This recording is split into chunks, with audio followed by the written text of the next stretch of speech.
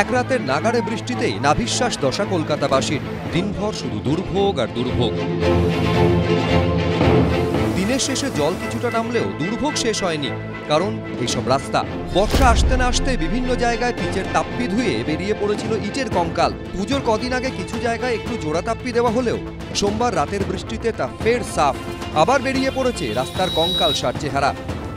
কলকাতার রাস্তায় আমরা যেরকম ভাবে দেখতে পাচ্ছি যে জল জমে রয়েছে এবং তার ফলে পিচ কিন্তু ক্রমশ উঠে যাচ্ছে। এখান থেকে আমরা দেখতে পাচ্ছি যে ক্রমশ এই যে পিচ যেটা রয়েছে সেগুলো কিন্তু পরপর এরকম ভাবেই পিচ উঠতে শুরু করেছে, মানে হাত দিলে প্রায় পিচ উঠে যাচ্ছে। এখানে পরপর এই যে পিচ, সেই পিচ কিন্তু উঠে যাচ্ছে রাস্তা থেকে। এটা দক্ষিণ কলকাতার আশুতোষ মুখার্জি রোড।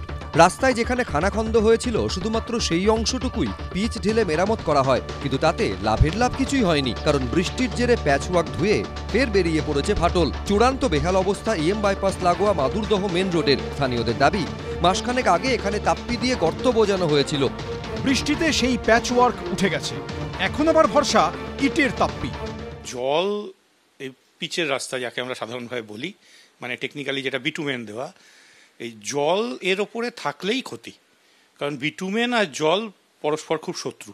এই যে জলটা জমে আছে, এই জলটা জমে থাকার ফলে যেটা হবে, এই বিটুমেনটা ওই পাথরগুলোর থেকে আলগা হয়ে যাবে।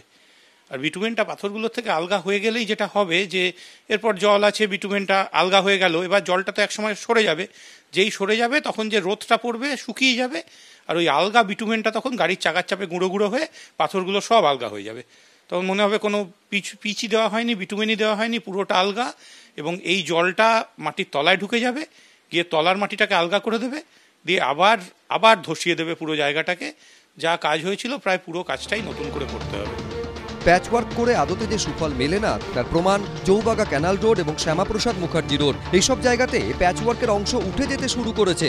এই তাপ্পিটা না মেরে সারা বছরে আগে থেকে প্ল্যান করে রাস্তাটা যদি করতো তাহলে এই তাপ্পিটা মারতে হতো না। মহানাগরিকের শিক্ষা নেওয়া উচিত। এই যে জায়গাগুলো ভরাট হয়ে গেছে, ফলে জল হঠাৎ করে বৃষ্টি হলে যে জল ধারণ করতো পুকুরগুলো কিংবা এই জলাজমিগুলো, সেগুলো করছে না। নয়নজলি আপনি বুঝিয়ে দিয়েছেন, ফলে রাস্তা তো খারাপ হবেই।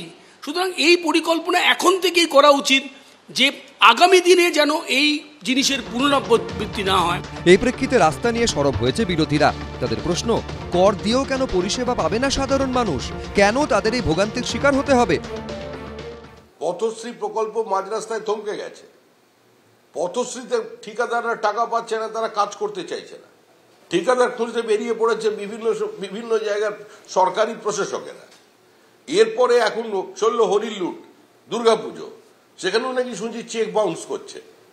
এই তো সরকারের অবস্থা। পিচের শত্রু, এই তো বলছি নতুন সিচুয়েশনে নতুন ভাবে ভাবতে হবে।